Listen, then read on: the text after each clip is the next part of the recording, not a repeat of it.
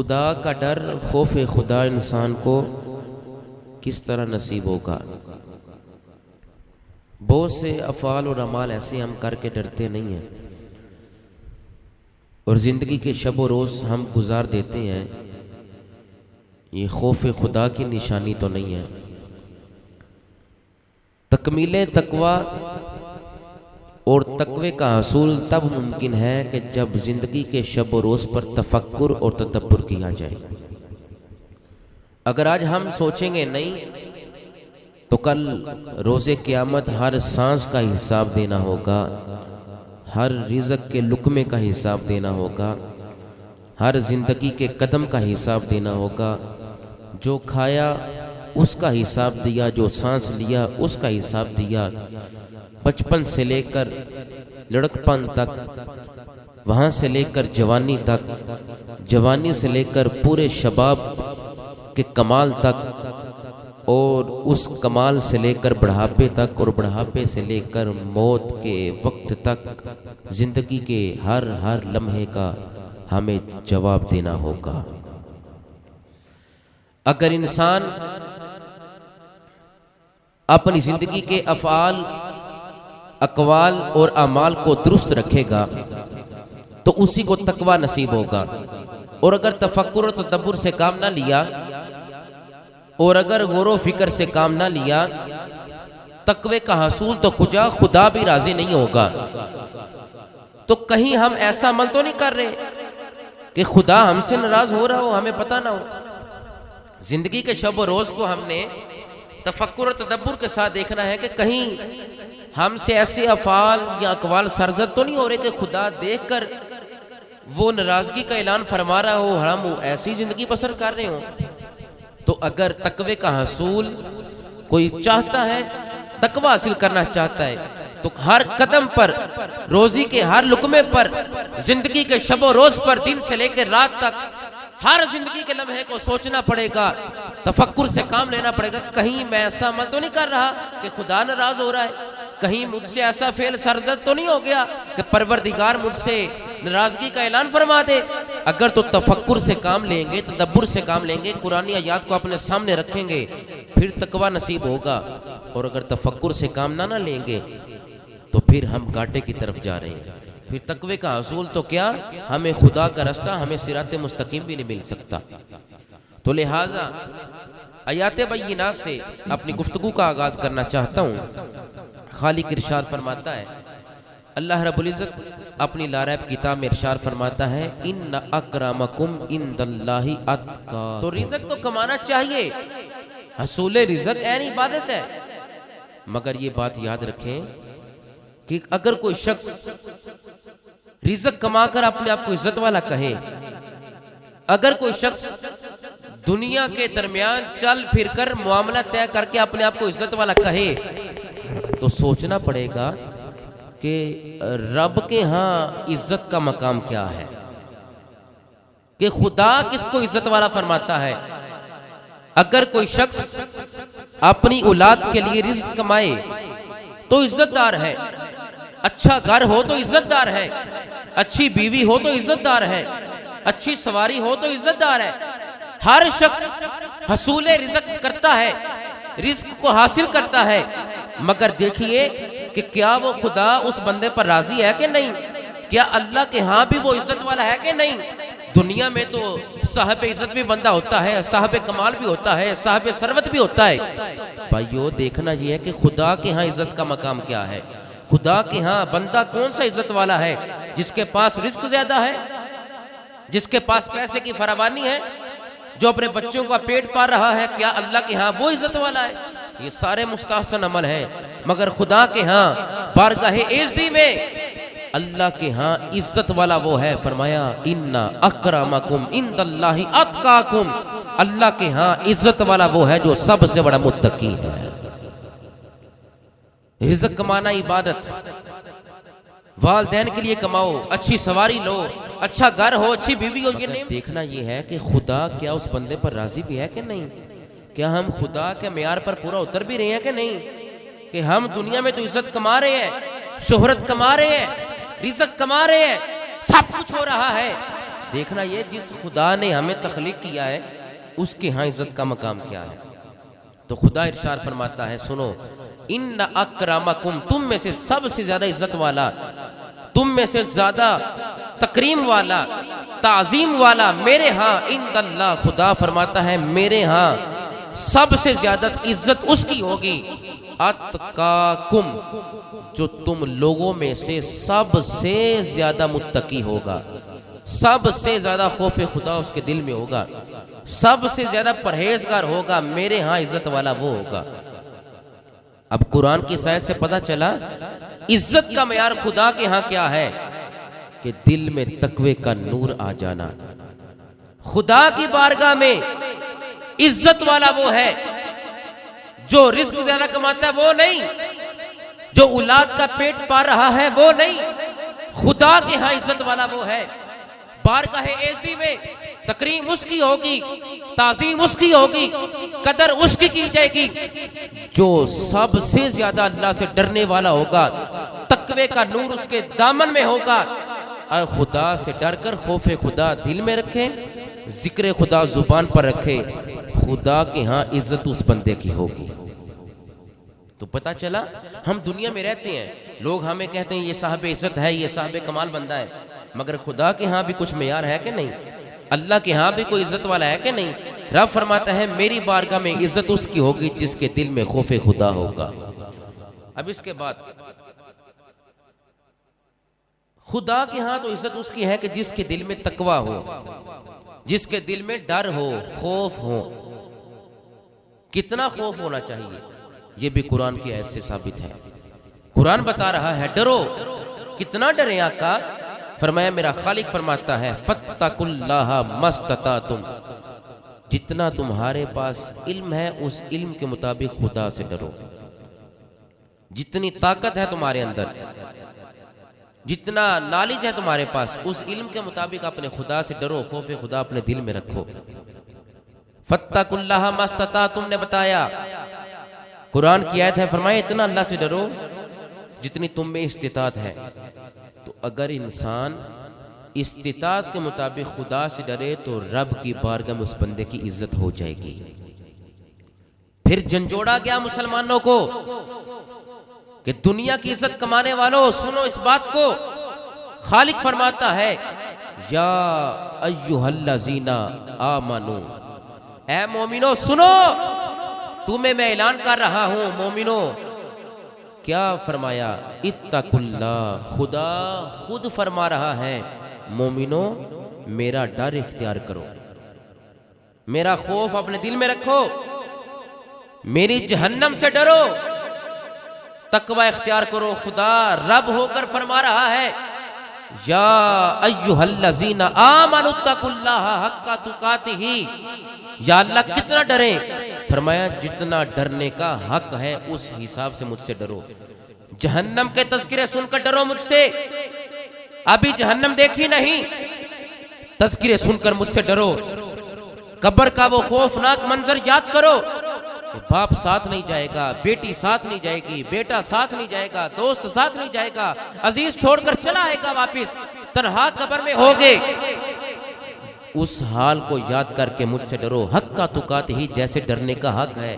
मेरी हलाल करदा चीजों को हलाल जानो और मेरी हराम करदा चीजों को हराम जानो। फराइज की पाबंदी करो, वाजिबात की पाबंदी करो, मुझसे डरने का हक अदा करो। होगा क्या? मेरी बारगाह में मोमिनो तुम्हारी इज्जत हो जाएगी। तो इज्जत का मयार क्या है कि अल्लाह की बारगाह में अगर इज्जत करवानी है तो दिल में खौफ खुदा रखना होगा, दिल में मोहब्बत रसूल रखनी होगी, दिल में इश्क रिसालत माब रखनी होगी सल्लल्लाहु अलैहि वसल्लम। तो खुदा फरमाता है मुझसे डरो, मैं तुम्हें तख्लीक करने वाला हूं, मेरा खौफ अपने दिल में रखना। और फरमा भी ईमान वालों को रहा है। तीसरे चौथे मकाम पर अल्लाह फरमाता है फत्तकुल्लाह, अल्लाह से डरो। किससे डरो? बोलिए, अल्लाह से डरो। लअल्लकुम तुफलिहून, ताकि तुम फला पा जाओ। खुदा फरमा रहे फत्तकुल्लाह, वत्तकुल्लाह, अल्लाह से डरो। या अल्लाह किस लिए? फरमाया लअल्लकुम, शायद कि तुम, ताकि तुम, तुफलिहून, फलाह दारैन तुम्हें नसीब हो जाए। तो पता चल रहा है कि अगर इस जहान की कामयाबी और अगले जहान की कामयाबी, कब्र व हशर की कामयाबी और जिंदगी की दुनिया की कामयाबी उस बंदे को नसीब होगी। आयत बता रही है दुनिया और आखिरत की कामयाबी ऐसे बंदे को नसीब होगी कि जो अपने दिल में खौफ खुदा रखने वाला होगा। अगर खौफ नहीं है तो नमाज का फायदा नहीं है। आगे जाके कवाल अर्ज करता हूं, सिर्फ नमाज पढ़ लेना खौफ खुदा नहीं है भाइयों, सिर्फ रोजा रख लेना खौफ खुदा नहीं है, सिर्फ तिलावत कुरान कर लेना खौफ खुदा नहीं है। खौफ खुदा ये नहीं कहलाता कि कुरान की आयात सुनी तो खौफ आ गया। कामिल खौफ नहीं होगा, मुत्तकी नहीं बन सकोगे। खुशी और गमी में खौफ खुदा होना चाहिए, सहर और दोपहर में खौफ खुदा होना चाहिए, खलवत में और जलवत में खौफ खुदा होना चाहिए, फिर बंदा कामिल इंसान बनेगा। रब फरमा रहा है फत्तकुल्लाह मस्ततातुम, जितनी ताकत है उतना डरो। आगे फरमाया वत्तकुल्लाह लअल्लकुम तुफलिहून, मुझसे डरो शायद कि तुम फलाह पा जाओ। तो पता चला फलाह दारैन नसीब होनी है तो खौफ खुदा से दिल में अल्लाह का खौफ रखना होगा। फिर मोमिनों को झंझोड़ा गया, याद दिलाएगा लोगों सुनो, तुम्हें तख्लीक करने वाला खुदा फरमा रहा है या अय्युहल्लज़ीना आमनू। फिर झंझोड़ा गया हमारे वजूद को, फिर झंझोड़ा गया हमारे नफूस को, फिर झंझोड़ा गया हमारी ज़वातों को, हमारे इन जिस्म को झंझोड़ा गया, हमारे वजूद की हरकतों को झंझोड़ा गया। सुनो या अय्युहल्लज़ीना आमनू, ए मोमिनो। इमाम हसन बसरी फरमाते हैं जब ये जुमला सुनो कान खोल के सुना करो। क्यों? खुदा या तुम्हें हुक्म देगा या किसी काम से मना करेगा। तो खुदा हुक्म दे रहा है मोमिनों को, इन तत्तकुल्लाह, अगर तुम अल्लाह से डर जाओगे ना, यजअल लकुम फुरकाना, वो तुम्हारे लिए हक व बातिल में इम्तियाज पैदा कर देगा। तुम्हें फर्क बता देगा कि हक क्या है, बातिल क्या है, गुनाह क्या है, सजा क्या है, नेकी क्या है, बदी क्या है। वो तुम्हारे लिए क्या, यजअल लकुम फुरकाना, तुम्हें नेकी का रास्ता भी बतला देगा, बुराई का रास्ता भी दिखा देगा, फर्क बता देगा कि हक किसे कहते हैं और बातिल किसे कहते हैं। ऐसे साहब कमाल को ये चीज़ नसीब होगी, ऐसे इंसान को जो अल्लाह से डरने वाला होगा। तो खौफ खुदा के तो फायदे ही फायदे हैं। फलाह दारैन भी नसीब हो रही है खौफ खुदा के सबब। मोमिनों को मुखातिब किया गया खुदा से डरते रहो ताकि तुम्हें हक व बातिल में इम्तियाज आ जाए। रब फरमाए जितनी ताकत है यार, जितना इल्म है तुम्हारे अंदर मेरे बंदो, मुझसे उतने डर लो, जितना इल्म है तुम्हारे पास उतने डरो मुझसे, मगर डरो सही। रब ने फरमाया जितना डरने का हक है मुझसे उतना तो डर लो जहन्नम के तज़किरे सुनकर। कायनात में कितने लोग हैं, सारे बंदगाने खुदा हैं, मगर हकीकी बंदा पता कौन है? जो उसकी बंदगी करता है। हकीकी बंदा वो है जो उसे डर जाता है। हकीकी खुदा का बंदा वो है जो अपनी जबी को खुदा की बारगाह में झुका लेता है, दिल में खौफ खुदा होता है, जुबान पर जिक्र खुदा होता है, फिर उसके दिल में खौफ खुदा आ जाता है, फिर अल्लाह ऐसी राहों से रिज़्क़ अता फरमाता है उसका वहम गुमान भी नहीं होता। खुदा खुदा होकर फरमा रहा है, खुदा रब होकर फरमा रहा है या मुरुकुम, मैं तुम्हें हुक्म देता हूँ। मौला किस चीज़ का? बिल अदल वल एहसान। आज हमसे ये दो चीज़ें छूट गई हैं। आज इंसान जवाल का शिकार है तो इन्हीं दो चीज़ों को छोड़कर अदल नहीं करता। इंसान अपने आप को मोमिन कहता है फिर अदल नहीं करता।